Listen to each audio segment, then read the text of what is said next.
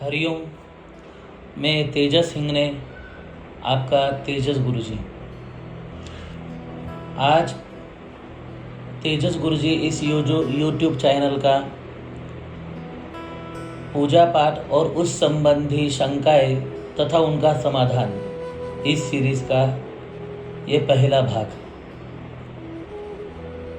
वास्तु शांति ये क्यों करनी चाहिए, कब करनी चाहिए, उसका विधान क्या है, ये आज के इस वीडियो में हम समझने का प्रयास करेंगे।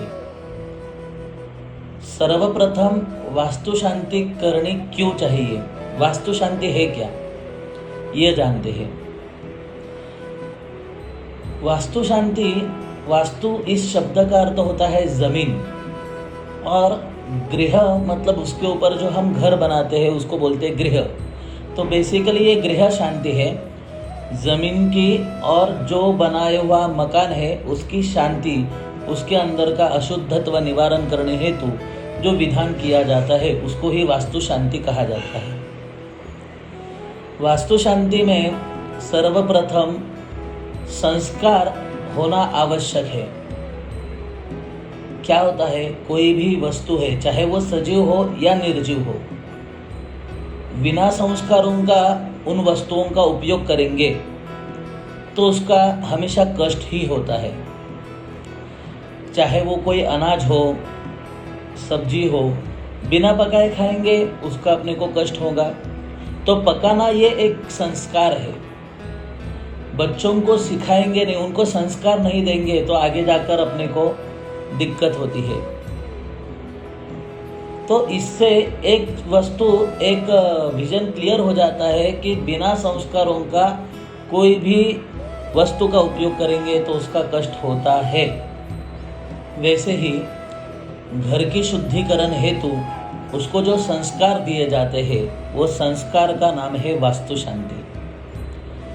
वास्तु शांति में जमीन के उत्खनन से लेकर घर बनाने तक, गृह निर्माण होने तक जो जो दोष होते हैं, जैसे जमीन को उत्खनन करते वक्त वहां पर कई वल्मीक रहते हैं, वल्मीक यानी चींटियों का स्थान, वो नष्ट हो जाता है।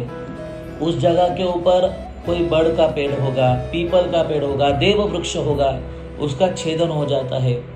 ये विज्ञान कहता है कि कोई भी कर्म करते वक्त कर्ता के मन में जो विचार है उसका प्रभाव उस कर्म के ऊपर होता है। वैसे ही ये घर बनाते वक्त जो भी कर्म करने वाले थे उन्होंने अमावस्या को बनाया होगा, ग्रहण के दिन बनाया होगा, सूतक में कुछ बनाया होगा, अपने को पता नहीं, वो बनाकर चले गए, उनका काम हो गया, लेकिन वो सब अशुद्धत्व उधर ही रहता है। बाद में फिर क्लेश होना, मनस्ताप होना, घर में पैसा न रुकना और उस संबंधी जो बाकी सब अटकलें हैं उनको देखा जाता है। वास्तु शांति करने के पीछे आध्यात्मिक कारण तो बहुत सारे हैं, लेकिन उसमें का बेसिकली जो कारण है जो आज के ज़माने को भी मान्य है वो है घर की शुद्धि। जब तक उसकी शुद्धि नहीं होती तब तक वो जगह आपके रहने के योग्य नहीं होती। वास्तु शांति में विधि क्या करना चाहिए, कैसे करना चाहिए, इसकी जानकारी आपको बताते हैं। सर्वप्रथम तो ये बताना चाहूँगा, वास्तु शांति करते वक्त ही विद्वान ब्रह्मवृंदों से ही करवाना, ब्राह्मणों से ही करवाना। विद्वान, खाली फॉर्मेलिटीज बोलकर करना हो तो नहीं किया तो भी अच्छा ही है, लेकिन करना हो तो विद्वान ब्राह्मणों को बुलाकर उन्हीं के द्वारा वास्तु पूजन, गृह प्रवेश करना चाहिए। गृह प्रवेश करते वक्त मेरे पास ये पोथी है, सरस्वती है, निर्णय सिंधु में कहा गया है, बृहस्पति का ये वचन है, जिस भी घर का द्वार दक्षिण मुख में ही प्रवेश करना है।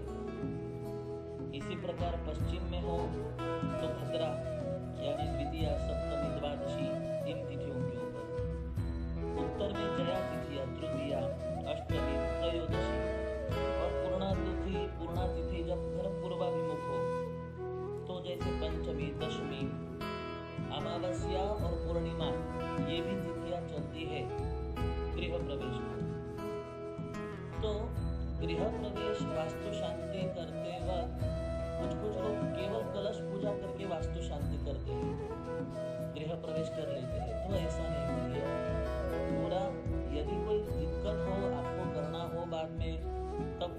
ठीक है, लेकिन संकट काल में कलश पूजन गृह प्रवेश ठीक, लेकिन खाली किसी कारणवश करना ही नहीं है तो कलश पूजन लोग क्या कहेंगे, इस डर से यदि करना चाहते होंगे कलश पूजन तो उसका आपको दोष लगता है।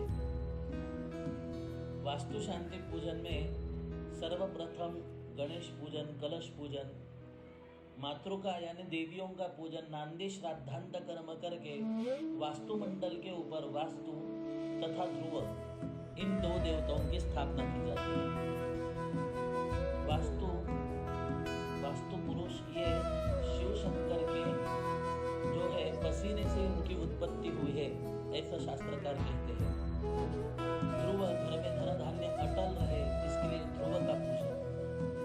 नवग्रहों का पूजन, ईशान में कलश स्थापन करके उनका पूजन, वर्धिनी पूजन, शाला कर्म, गृह प्रवेश, होम हवन, बलिदान, पूर्णाहुति, वास्तु निक्षेप, ऐसे भित्त्यलंकरण, ऐसे बहुत सारे छोटे मोटे विधि विधान इस पूजा में इंक्लूड है।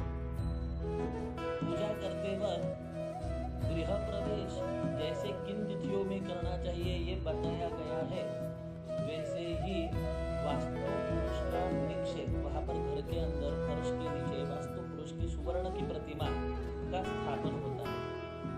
तो किस महीने में आप वास्तु शांति कर रहे हैं उसके ऊपर उसका मुख उस दिशा में करके रखना चाहिए।